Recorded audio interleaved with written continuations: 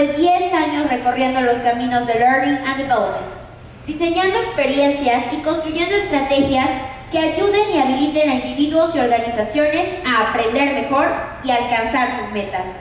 Diego es Manager Global de L&D Operations y Metalsa y además es fundador y CEO de Dare to Dream. Dare to Learn. Dare to Learn. Dare to Dream también. Recibamos con un fuerte aplauso a Diego.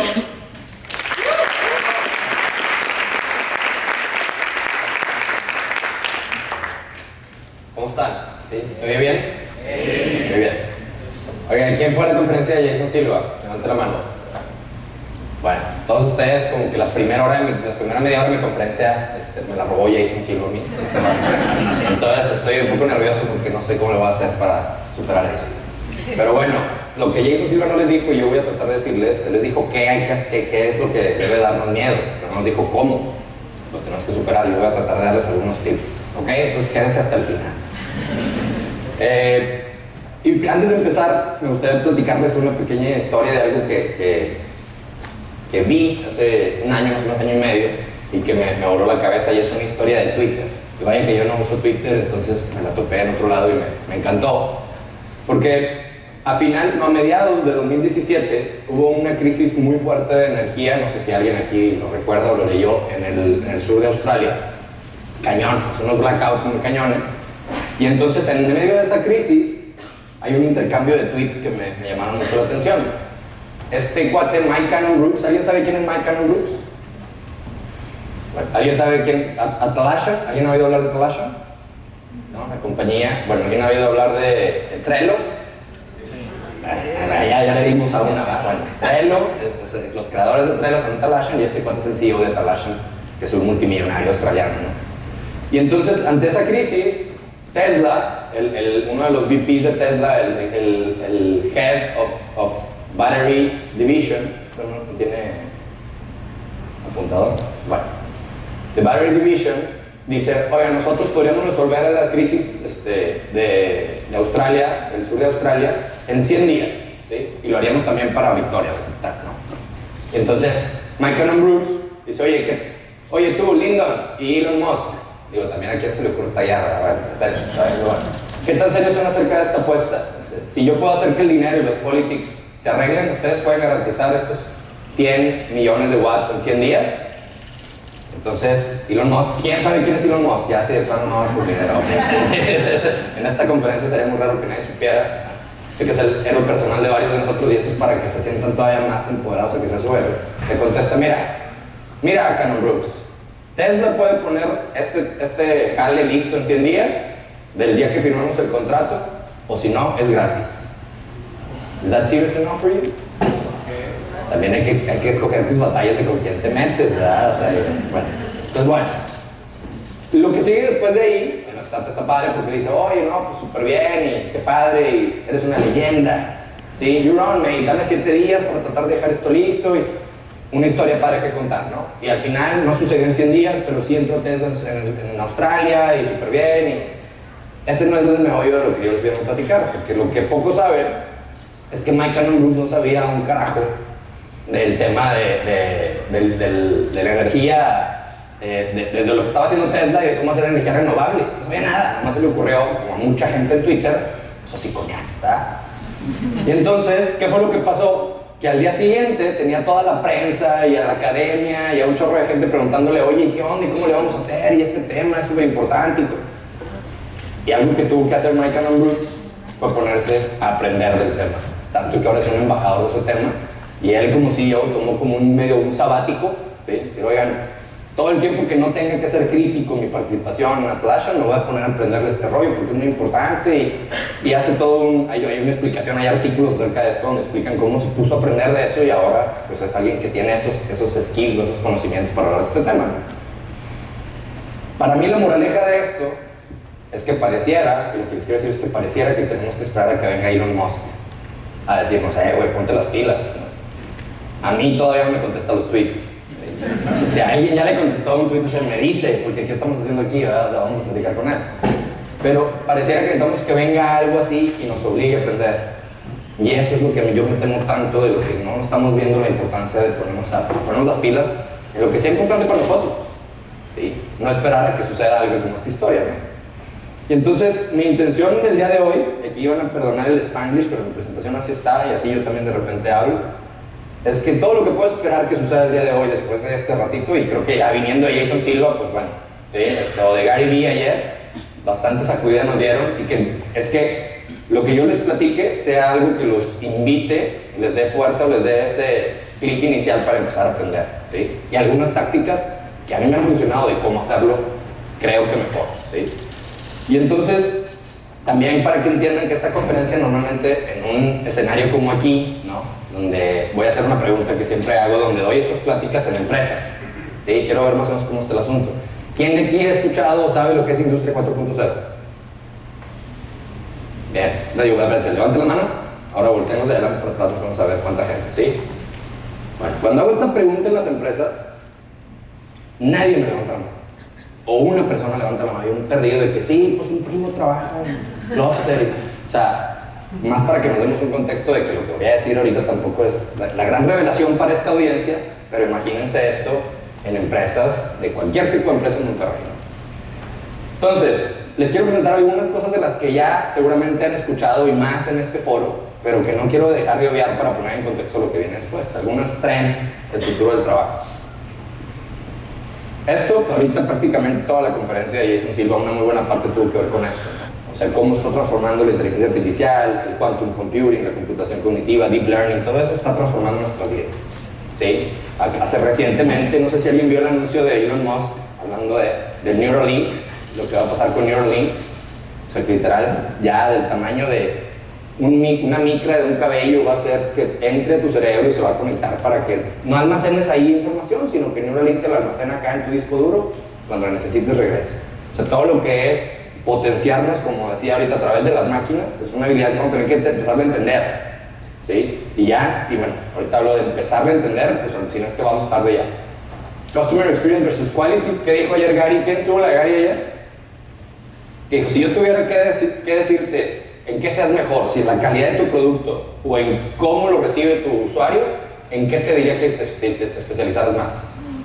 ¿Cómo lo recibe tu usuario? ¿No? La experiencia del usuario, ¿sí? Calidad es un given y seguimos todavía sin entender eso, es un ticket to ride, ¿sí? Y si no, digo, la experiencia del usuario, ¿quién hay que usar Rappi? ¿Sí? ¿Rappi qué es? Rappi es un tema de delivery o de experiencia, porque en mi casa se usa para pedir elotes de la Purísima. ¿Sí? Entonces, ¿para qué es eso? Ya no sé qué es, qué tipo de servicio es, ¿sí? Ahora, Purpose Driven Work, de eso hemos hablado muchísimo, estoy seguro que aquí también es en este evento. Ayer estuvimos con Wiseline, una empresa increíble que si no la han visto, busquen, está en Guadalajara, Jalisco. Todo el tema de propósito, todo el tema de cuáles son los nuevos perks que realmente cubren ese propósito de las personas. Y estamos viendo que Conscious Capitalism acaba de hacer ahorita el Festival de la Felicidad en Pabellón, antier, o sea, el lunes a miércoles, vino Razi Sodia y todo el tema de Conscious Capitalism, o sea, se va a volver un ticket to ride ese rollo también, ¿sí? El propósito. Big Data, y bueno, también, un chorro de buzzwords, ¿no? Pero luego hay que darle doble clic a ver qué significa, porque por ejemplo, ahí el tema de la seguridad de los datos. ¿Quién aquí ha sentido alguna vez que tu celular te está espiando? Bueno, pues, ¿qué sucede ahí? Justamente el data es el nuevo commodity, o bueno, ni siquiera commodity, pero lo va a hacer. Vas a vender datos, ¿sí? Y eso es la siguiente frontera, es la seguridad de los datos. Que tu celular sepa todo el tiempo dónde estás, qué haces, etc. Hay que pensarle ahí qué va a suceder, ¿no? ¿Cuál es la regulación ahí? Diversidad demográfica, inclusión, cambio generacional. Esto también lo digo, en las empresas estás viendo por primera vez las 4 generaciones juntas, ¿sí? Y hay mucho mito alrededor de eso y mucho de que los Zetas, la generación Z quieren una cosa. Los Zetas sabemos lo que quieren, pero la generación Z y los millennials son flojos, o sea, eso hay que también empezar a rascar y identificarlo, porque ahora no es nada más diversidad generacional, ¿sí? Es demográfica, ¿dónde trabaja la gente con la que trabaja? E inclusión, por ejemplo, está habiendo tendencias de la gente con autismo, cómo lo están jalando, por ejemplo, a temas de programación y coding, o sea, cómo vamos a incluir todo tipo de nuevas habilidades, ¿no? Me gusta un chorro, Human Skill Gaps, porque además es algo en lo que creo muchísimo desde Dare to Learn. Y este ejemplo, no me acuerdo dónde lo leí o dónde lo escuché, en alguno de los podcasts, que decía, antes tú con ser bueno en matemáticas, en física, ser un buen científico, una persona que era capaz de rápidamente sacar las habilidades duras, era suficiente para tener un buen trabajo, o probablemente tenías un muy buen empleo, ¿sí? Pero ya hoy, nadie puede hacer eso mejor, esa parte dura, ¿quién la hace mejor que cualquier ser humano? Cualquier algoritmo, o sea, ahorita realmente ese no es el nuevo diferenciador. Y decía que hay una tendencia de cómo los empleos, en aquellos matemáticos o gente muy enfocada en las ciencias duras, que no tienen las habilidades blandas, va a empezar a decrecer su capacidad de tener empleos de alto nivel. Porque ya no es garantía el hecho de que puedas hacer, o sea, ya no puedes ser el ingeniero mamilas, ¿no? El viejo que no, yo sé cómo, y no, o sea, y eso, la bronca es que llevamos años heredando eso, estamos teniendo un gap de las otras habilidades. La empatía, que se las digo, ya saben cuáles son, ¿no? La empatía, la colaboración, saber trabajar con otros en equipo, diversidad, etc. Hay un gap ahí, por ejemplo. Trabajo contingente y remoto, igual, o sea, aquí mi amigo Carlos que me dijo, no, ayer me vine a Link y entre conferencia y conferencia me puse a chambear un rato, o sea, ¿dónde trabajas? Es lo de menos. ¿Sí?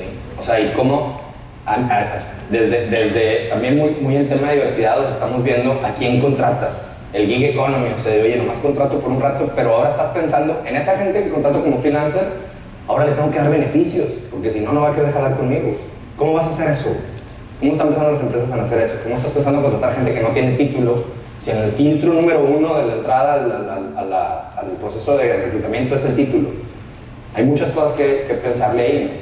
Y bueno, la esperanza de vida de más de 100 años, igual, o sea, yo ahorita Jason, ¿qué va a pasar si ahora te vas a retirar a los 85, 90?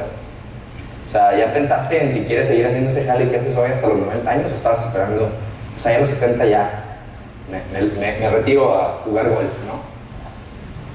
Eso también lo vimos mucho ayer en una de las conferencias, o sea, rechazo a los big firms o a los small players, ¿sí? O sea, decir, oye, está volviendo lo local, ¿no? O sea, de que dice, todo vuelve al centro, hasta hay un eslogan así aquí en Monterrey. O sea, cuánto cervecería artesanal, cuánto tema de regresar a las cosas más locales y evitar la gentrificación, que no sé si han escuchado eso, pero es literal, pues se pierde lo local y se vuelve completamente global, ¿no? El rechazo creo que era de Amazon en Australia, de Walmart en China. O sea, ahí hay temas interesantes de cómo se está rechazando ciertos, a los Big Fours, ¿no? Etcétera, que quieren acaparar todo. Y eso también está interesante en el trabajo también, lo que vimos que sucedió con Uber, lo que sucedió con Google en el tema yo no sé si sepa, pero bueno, en Uber acoso sexual, en Google diversidad, inclusión. O sea, está sucediendo en muchas compañías que ya las compañías no tienen el lujo de, no, yo no tengo una opinión. Sí, muchas veces salías de comunicación de que nosotros no vamos a opinar respecto a ese tema, porque no. Ya tu propia fuerza laboral no te va a dejar que no tengas una postura ante esos temas. Pues, ¿qué vas a hacer al respecto? Y ya por último, más redes y menos jerarquía, que es todo, no sé si han oído de holacracy, self-management, todo el flat hierarchies. O sea, sí está cambiando de trabajar por un rol a trabajar por objetivos, depende en qué proyecto me meten. Hay un libro buenísimo que se llama The Alliance, de Rick Hoffman, el creador de LinkedIn, que habla de Tours of Duty, que es como en el ejército. El ejército tú entras y tienes una misión y la terminas y la que sigue, y la que sigue, y la que sigue. ¿Sí? Entonces, el principio detrás de eso, ¿verdad? No, luego aquí, ¿verdad, Fernando? Que luego nos quotean mal, ¿verdad? De lo que quisimos decir. Entonces yo digo que el principio detrás del Tours of Duty es lo que ahora estaríamos pensando realmente trabajar por objetivos y no por calentar la silla, como dicen por ahí. Entonces, bueno, eso, lo que yo creo, y esta gráfica me encanta de Deloitte también, que es, ¿qué es lo que está cambiando entonces? ¿Qué trabajo estamos haciendo? ¿Dónde lo estamos haciendo? ¿Y quién lo está haciendo? Y ahorita, en esto, pareciera que estamos así como que, bueno, de los últimos años para acá, el open space, etcétera, es lo que más ha evolucionado. ¿Dónde se hace el trabajo? Pero sigue más o menos siendo el mismo tipo de trabajo y las mismas personas lo que lo hacen. Eso se va a exponenciar pronto, increíblemente. O sea, se va a salir de esta gráfica. ¿Y qué significa eso para nosotros, no? Y esto lo explicaba Jason Silva hace rato, más que sin slide. Yo le decía, ¿qué es slide? Pero no me dejaron. Porque es más claro para mí decir, a ver, así está el tema de la tecnología exponencial. O sea, la tecnología ya superó la capacidad de, no se diga del tema de los gobiernos, pero de las empresas, pero también de los individuos, que eso es lo más cacao. La velocidad a la que está creciendo. Y entonces, ¿eso qué significa? Y hablando de alguien de Google también, muy citado, esto lo dice Astro Teller, que es el de Google X, o era, no sé si todavía lo es. de un libro que me encanta, que por cierto si lo pueden leer, se llama Thank You for Being Late. Es un librote que no le hace honor ni el título ni la pasta, está bien fea, o sea, la portada, o sea, parece el libro de los management de los 80s, pero el libro es increíble, ¿sí? Y dice que esto se lo explicaba a la autora Friedman, que es un bestseller y Pulitzer, se lo explicaba a Scott Teller, le dice, ya estamos aquí, ya nos superó la capacidad de adaptarnos, ya nos superó. Y pone el ejemplo parecido a lo que decía Jason de cuando se inventó el arco, cuando se inventó la pólvora, tú te podías nacer en el siglo XI y morirte en el siglo XIII, o te congelaron en el XI y naciste otra vez en el XIII, y despertar y dices, pues está más o menos igual la cosa, güey. ¿Sí? O sea, te tardaba mucho tiempo en cambiar el mundo después de una invención importante. Ahorita, ¿quién se acuerda aquí la primera vez que pidió un Uber? Más o menos ¿hace cuánto? A ver, ¿hace cuánto fue? ¿4 años? O sea, nomás como para poner en perspectiva, ¿no? O sea, ¿y quién ahorita se imagina, se le parece extravagante pedir un Uber? O sea, se empieza a volver la manera en cómo hacemos cosas mucho más rápido de lo que era antes. Entonces, eso es lo que está pasando. Y entonces, yo cuando veo eso, yo me pregunto, seguimos hablando del futuro del trabajo. Y yo creo que la definición de futuro es algo que no existe, no sé si están de acuerdo con eso. Entonces decimos futuro a lo que ya existe. Ah, chica, pues entonces no es futuro, güey. El futuro es cuando se va a volver así súper mainstream, pero ¿cuánto se tarda a volverse mainstream algo? Les acabo de poner el ejemplo de Uber, ¿no? Entonces seguimos como que no, hombre, pues ahí en el futuro. Entonces no es el futuro, es lo que está pasando ahorita. Y no me creen a mí, vamos a ver otras cuantas señales de esto. Me voy a ir más rápido porque si no me acabamos. Ahí hay unos datos también, que supone que para el 2027 la mayoría van a ser freelancers en Estados Unidos supuestamente, las carreras van a durar 70 años, el tiempo que dura lo que hoy sabes y para lo que es bueno y que las empresas van a estar dispuestas a pagar, entre 2.5 años y 5, si bien te va. Esto también, del 2018, esto lo estamos viviendo en Metalsa, donde estoy yo, acabo de hacer unas pruebas aquí en Allende, Nuevo León, si no me equivoco, de tractores autónomos, ¿sí? O sea, esto está llegando y dice, nomás, o sea, no va, no, it's not getting any better, nada más viene para llegar y va, y digo yo, para quedarse, pues, ¿no? Igual aquí, me los quiero llevar rápidos, pero igual, o sea, muchas, por ejemplo, compañías están preocupadas de cómo van a reinventar las carreras de sus empleados, cómo van a reinventar la forma en que sus empleados aprenden rápido y el career path tan famoso, etc. Y entonces mucho de eso es, fíjense, en cuanto a software, hay cientos de miles de softwares de RH. La industria dentro de ese software de RH, la que más crece en términos increíblemente rápidos, es la de Learning and Career Management, porque ya no saben ni cómo manejar esto, güey. Estamos tratando de averiguar cómo manejar el Learning and Career Management de las personas. Esto también, o sea, hablando de generación Z, esto es de este año, del año pasado, 2017-2018, y esto es lo que quería decir de las generaciones, o sea, ¿cuál es el nuevo loyalty? ¿Qué significa ser leal en este tiempo entonces? ¿Sí? Porque aquí dice que la generación Z está, 61% están esperando irse de su trabajo en menos de 2 años, o sea, tu cabeza no está en aquí me quedo, aquí me voy, mi Rolex, mi carro y vamos, o sea, it's not gonna happen anymore, ¿sí? Esto no sé si vieron, acá salió una nota, creo que fue Toyota Japón, ¿alguien que me corrija ahí? Microsoft Japón, gracias. Que justamente implementaron la semana de 4 días y el boost en productividad que tuvo esa implementación, ¿sí? O sea, ahí viene, aquí no vamos a tardar, ¿no? Pero ahorita vamos a hablar de eso. Entonces, estos 15 trabajos no existían hace 15 años, o sea, todo lo que tiene que ver con inteligencia artificial, curador de contenidos, médico en telemedicina, conducción automatizada, está buenísimo. Desarrollador evangelista. Yo sé que aquí sí se entiende, pero cuando digo esto en las empresas es como que, ¿cómo, güey? ¿Qué es eso? Si es un güey con una bata, así, un robe, que anda evangelista. O sea, en temas de software se entiende, pero dices, ¿qué es eso? Está con mal el nombre, ¿no? Yo quisiera ser un desarrollador evangelista, pero hacerlo un poco. Pero esto es nomás para que pensemos que hace 15 años ninguna de estas chambas que ahorita son súper trendy existían. Y peor aún, en el 2030, supuestamente, ninguna del 85% de los que existirán existen hoy. Y ahorita vamos a hablar de estadísticas y qué tanto creerle a las estadísticas y todo ese rollo, pero, pues bueno, a alguien hay que creerle, ¿no? Pero pues a mí. Y esta analogía me gusta mucho, porque ¿quién es alguien que no sea de México aquí? ¿Sí? Bueno, la gente que tenga menos de 20 años. Okay. Porque ustedes no van a entender a lo mejor tanto, pero lo que voy a decir es importante. A todos los que a lo mejor de cierta edad, de mi edad yo tengo 36, Nos tocó ver los Óscares en la casa sin que hubiéramos visto una sola de las malditas películas. ¿Quién se acuerda de eso? A ver, levanta la mano, ¿quién le pasó eso? What the fuck, ¿no? Así como que, güey, y esa ganó, está buena, quién sabe, güey. No lo han puesto, güey, ni una de las nominadas, güey. O sea, ¿qué pedo con eso? ¿Sí? O sea, piensa que estás viendo los Oscars y dices, güey, ¿cuándo va a llegar? No, pues dijeron que en junio. Febrero, güey, ¿qué pedo? O sea, no sé ni cuándo son los Oscars, pero imagínense algo así, ¿no? Entonces, ¿sí son en febrero? Ah, ya ven, esa es la memoria que me hizo el favor ahí. Pero siento que así estamos, güey. Estamos en la seguridad de estas montañas tan bonitas en Monterrey, ¿sí? Y eso que en Monterrey estamos en la ciudad de las más vanguardistas de México. Estamos viendo los Óscares sin haber visto la movie, ¿sí? O sea, estamos viendo todo lo que está sucediendo y estamos, no, pues allá, qué padre que la vieron aquellos güeyes, ¿no? O sea, ya están produciendo la siguiente película de Oscar, nosotros apenas estamos viendo a ver si nos llega, güey. ¿Sí? Entonces, este ambiente, hablando de sesgos, donde estamos en Monterrey, nos protege y tenemos el link y de repente decimos, no, ya me enteré de lo que tenía que enterarme, bueno, hasta el próximo año, güey. O sea, ¿qué tenemos que hacer para no ver los Óscares en la tele? Porque les aseguro una cosa, al menos eso, así me siento y así quiero pensar y así trato de hacerlo en mi día a día en el trabajo y en las empresas con las que colaboro y sobre todo en Metalsa. Yo no quiero sentarme a ver los Óscares, güey. Ya que lleguen y, ay, güey, está bien chido ya, güey. Porque a nadie le va a gustar ser un late adopter de lo que acabamos de ver. No verlo en una película, pues bueno, ni pedo. Pero no toparte algo de esto que va a cambiar tu industria y te va a disrumpir, no te va a gustar. Eso es lo que yo ahorita, esa es mi manera esa es mi frustración, ¿no? A veces. Y yo mismo sé que tengo que hacer más al respecto, pero lo veo muy seguido en las empresas. Entonces la pregunta es, bueno, ¿y qué haces? Porque así me despierto.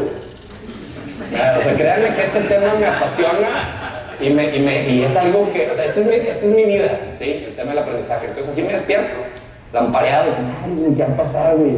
Acabo de ver este artículo de Peter Diamandis, me lo leo todas las semanas, su newsletter, y cada vez que lo leo digo, güey, ¿qué estamos haciendo, güey? O sea, entonces así me despierto. Y bueno, y como me tengo que responder a eso, llevo respondiéndomelo varios años, lo que van a compartirles, ¿no? Yo creo que la única solución para eso es el aprendizaje, en todos los sentidos, no en el sentido más tradicional que conocemos, sino el aprendizaje en todos los sentidos.